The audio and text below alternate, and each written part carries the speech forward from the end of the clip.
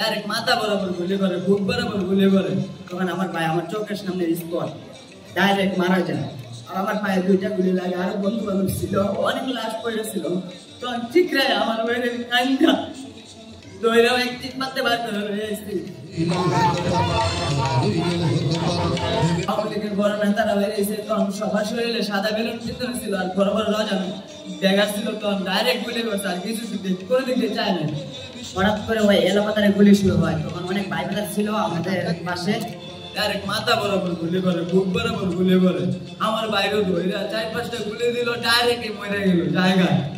আর আমার পায়ে 2টা গুলি লাগে। আরো বন্ধু বান্ধব ছিল, অনেক লাশ পড়েছিল। তখন ঠিক রে আমার বাইরে কান্দা দইরাও এক চিপ মারতে বার করে রয়েছি। আর আরো 4টা লাশ ওই চিপার মাঝে, ওই জায়গার মাঝে ছিল।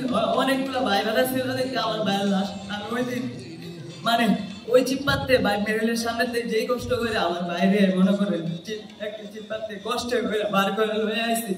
হাসপাতাল তো বিলান আমার ফোন দিল, আমি লই আইয়া নান্না আয়া দে আমার দাদু আছে আমার ঘর হইয়া রয়েছে। মসজিদ জানাজা ভরাইয়া তারে কাপড় টাপড় ভরাইয়া লই আইছি বাড়িতে। বাড়িতে আয়া তো আমার জানাজা হইয়া তারে মাটি দেওয়া হয়েছে।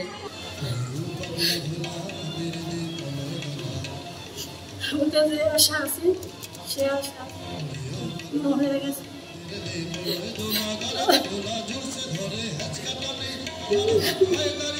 সবার কাছে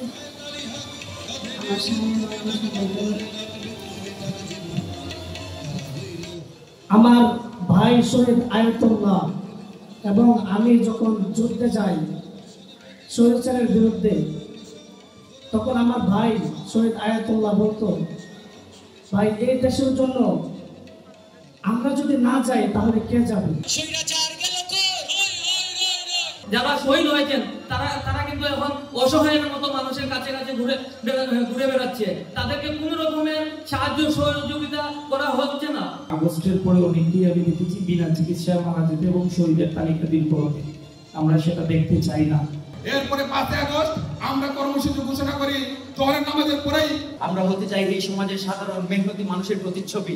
আমরা তাদেরকে নিয়ে কাজ করতে চাই যারা এখনো অধিকার পায়নি। আমাদের রক্ত বেচা তারা ইনকাম করবে, তাদের ইনকাম বন্ধ করতে হবে। আমাদেরকে মেরে তাদের রাজনীতি করতে হবে, এটা আমরা মানতে পারবো না। অভ্যুত্থানের পক্ষে শক্তিরা কাজ করে যাচ্ছে, কিন্তু আমরা দেখছি অসহযোগিতামূলক আচরণ করছে অন্তর্বর্তীকালীন সরকার সহ অভ্যুত্থানের পক্ষের শক্তিকে। তাদের উদ্দেশ্য পতিত স্বৈরাচারকে আবার বাংলাদেশে ফিরিয়ে আনতে।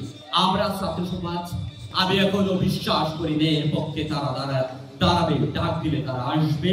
যে কোনো ন্যায়ের সংগ্রামে এই অভ্যুত্থান থেকে অনুপ্রেরণা হবে এবং আমরা যুগ যুগ ধরে অনুপ্রেরণা হিসেবে আমাদের ছাত্র জনতা যে কোনো অন্যায়ের বিপক্ষে দাঁড়াবে বলে আমরা বিশ্বাস করি।